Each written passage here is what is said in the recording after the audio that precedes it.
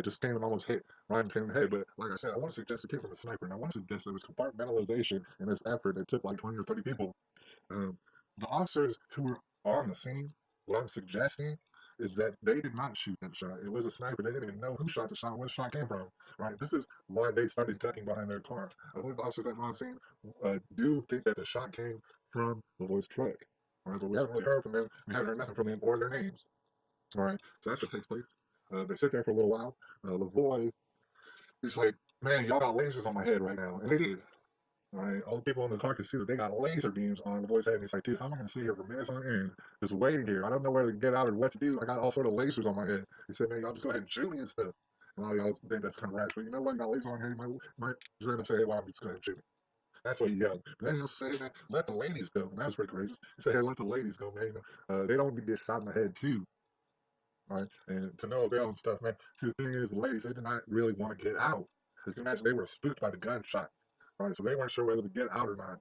And the boy was like, "Man, I got lasers on my head. You're going to have lasers on my head if they blow my head out." So the thing is, I might as well keep going. And then the boy kept going. That's when he took off. That's when all the videos, like, with the damn drone and the plane, you can see him. That's when he's taking off. He's having his update moment. Going down the road. Now, this road, shoot, man, it's got to be a little bit icy. I mean, there's snow everywhere. All right? Not the best section.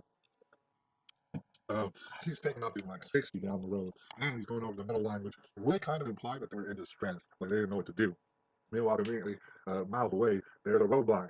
After some twists and turns and stuff, now it's a roadblock, and it's pretty much taking up the whole way. So there's no way you can get around it safely, basically. And also, you might not be able to brake in time to stop, and that's exactly what happened. They didn't have time to brake, so he put on the brakes.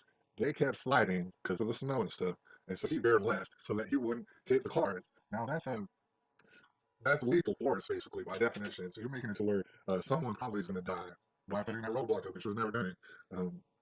Regardless. Okay, so he veers off. He almost there's this guy you can see clearly in the video who jumps in the way of the car. It's like you see a car barreling down at your direction on an icy road. Why would you jump in the way of the car? But that's what he does. And so the truck rather has to veer even more to the left, and he slams into the snowbank.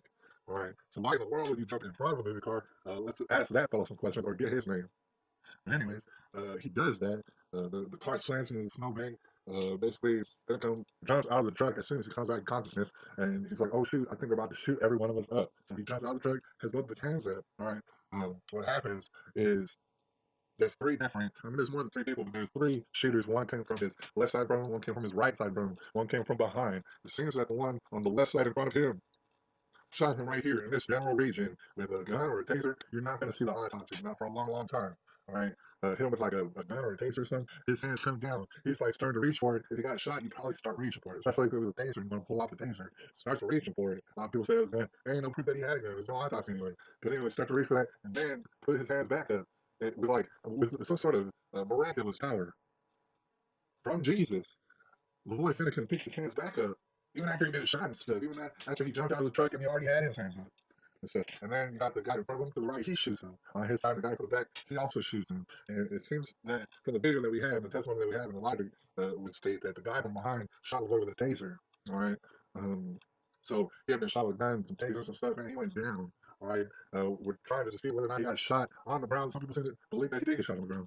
One thing that would confer that would be an autopsy report. You're not going to see that for a long time. All right. They wound up shooting all sorts of flash grenades over near the truck, and you would be able to tell all about that. Getting the ballistics off the truck, you're not going to see the truck, you're not going to see pictures of the truck. All right, not for a long, long time. All right, but basically flash grenades that we saw on video, all sorts of tear gas and other stuff. They were firing off shots and stuff like into the vehicle. This is with people all in it still. And they know there's people all in it. It seems like a boy is dead on the ground, shot him a number of times, and taser him. He looks like he's dead on the ground, and doing all the video, the flash grenades and all that stuff going around the vehicle. All right, the ballistics will be able to tell you all about that. You're not going to get the ballistics. All right. So all that's happening with people in the vehicle. All right. And after a long, long while after that, something like 10 minutes, they're able to let the others out of the vehicle without shooting them to death. All right. But meanwhile, I'd also like to mention that after they got all the people out of the vehicle, I believe that Miss Cox was the last one in the vehicle. They asked her, "Hey, is there anyone else in the vehicle?" And she said, "No, I was the last one." And what they did, believe it or not, is they opened fire up on that vehicle, let off all sort of shots on their vehicle. All right, like what comes to mind for me is like the old time movies with the mafia and stuff. They got the automatic Tommy guns and stuff. They basically blew the shit about that vehicle and stuff. And you gotta ask, well, that's a little bit overboard, isn't it? You know what I'm saying? Just switch keys in the vehicle real quick. That doesn't seem necessary at all to me. Um, So, but that's what they did. Not only that, 10 minutes after the murder takes place, and actually minutes after the murder takes place, you can see on video apparently, you can see that there's the boy playing with his dead body. He's dead. He's bleeding out. Either he's dead or he's almost about dead. And on video, you can still see people pointing lasers at his head minutes after the fact. I mean, what is that? Can somebody explain to me why you point a laser beam at someone's head you killed minutes ago?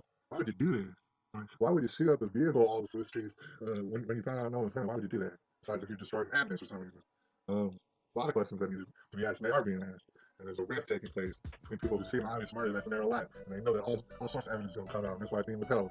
And it's all going to come out to the point of being murder. Murder is taking place to distract people from the fact that Oregon is being basically chopped up and sold off and burnt up by rogue elements in the federal government that need to be nipped in the bud anyways. All right, so that's where we stand today.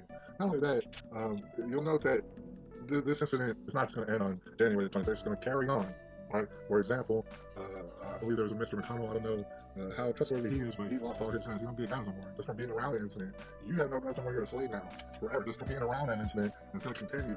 As a matter of fact, if I remember correctly, Shawna Cox is told that what she immediately needs to do is take all the guns in her house and get rid of them, disappear them. You don't get guns no more at all. You're a slave. That's what they did to Shawna Cox. And what's even more interesting than that was that she took all the guns to her son-in-law's house and stuff where his daughter's at. Gave them all the guns. She didn't want to throw them in the trash. She didn't want to give them to God knows who. She gave them to somebody she could trust. Her son-in-law and daughter gave them the guns, all right? Shoot, man, you'd be surprised, but check this out. That son-in-law of hers is dead now. Right, he got killed the other day. He's sitting by a wood stove and the darn thing exploded. You know how oftentimes that happens when people are sitting by wood stoves and they just explode and kill you? That's what happened to him. So this is continuing. It's going to be a shitstorm. Shit is bad. It's going to get worse. Alright, and bit by bit they're going to dole out the truth as if we didn't already know, as if I didn't already say it a long time ago. Alright, so February 8th, 2016.